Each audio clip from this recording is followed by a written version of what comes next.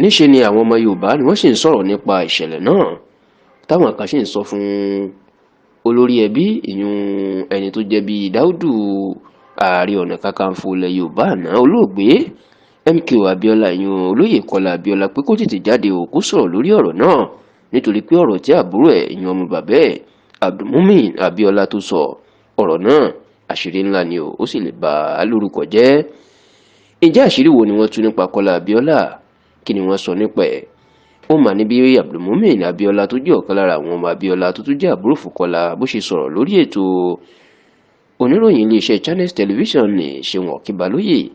tó sì tú àṣírí pé Kọ́lá Abiola gbàbọ̀dè lórí ikú bàbá àwọn àti lásìkò táwọn ń jà ìjàngbara láti gba ẹ̀tọ́ bàbá àwọn lọ́wọ́ ìjọba ọ̀gágun Sani Abacha. Ẹ rántí pé lásìkò ìdìbò June 12 ọdún 1993 tí Abiola tó jáwé olúborí bẹ̀ èyí tó jẹ́ ètò ìdìbò tó dára jù nínú ìtàn orílẹ̀-èdè yìí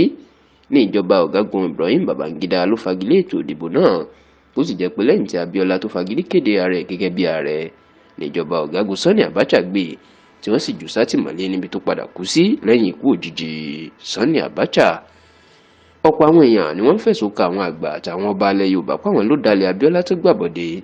ṣùgbọ́n tí ó jẹ́ kàyéfì nígbà tí Múmínì ọmọ Abiola ń tú àṣírí pé ẹ̀gbọ́n òun yún Kọ́lá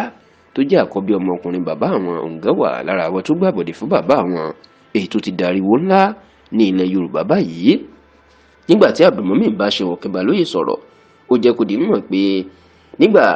tí bàbá àwọn wà látìmọ́lé ó ló jẹ́ kàyéfì pé ẹ̀gbọ́n òun Kọ́lá ó ń ṣe wọléwọ̀de pé pẹ̀lú ọmọ Babangida tó dá wàhálà lẹ̀ fún bàbá àwọn tí wọ́n jọ ń fẹ́ra wọn. Ó ní ohun tó ń fi bá Kọ́lá dúpẹ́ ni pé ká ní bàbá òun jáde láàyè àti láyọ̀ tí kò kú sínú àtìmọ́lé ni ó ní bàbá òun kò bá kórìíra Kọ́lá gidigidi ọ̀rọ̀ náà bá sì di wàhálà pé àwọn tó jẹ́ ọ̀tọ̀ òun tó ń ràn òun lẹ́wọ̀n ìní ọmọ òun ló ń bá ṣe wọléwọ̀de lásìkò tó ń wà lọ́gbà ẹ̀wọ̀n. Abdulmumin Abiola wa tó tú àṣírí Kọ́lá wípé gbogbo ogun bàbá àwọn tó pọ̀ rẹpẹtẹ ló ti gbẹ́sẹ̀ lé tó jókòó lé kódà ó ní àwọn ọmọ Abiola táwọn yóò fẹ́ tó 55 children ó ní ọ̀pọ̀ àwọn kan ló ti kú tó jẹ́ pé wọ́n rí owó ra oògùn lásán tó sì ló jẹ́ nǹkan àbànújẹ́ pé odidi ọmọ Abiola tó lówó tabua ìní wọn kò lè dá oògùn rà nítorí pé Kọ́lá ẹ̀gbọ́n àwọn ó ti gbẹ́sẹ̀ lé gbogbo ogun. Ní báyìí títí dàsìkò tá a ṣàkójọpọ̀ ròyìn yìí Kọ́lá Abiola ò sọ̀rọ̀ gbogbo gbìyànjú tẹlifíṣàn Yorùbá Tòótọ́ láti sì gbọ́ ọ̀rọ̀ láti ẹnu ẹ̀ náà ló jásí pàbó ṣùgbọ́n tọ́pọ̀ àwọn èèyàn sọ fún pé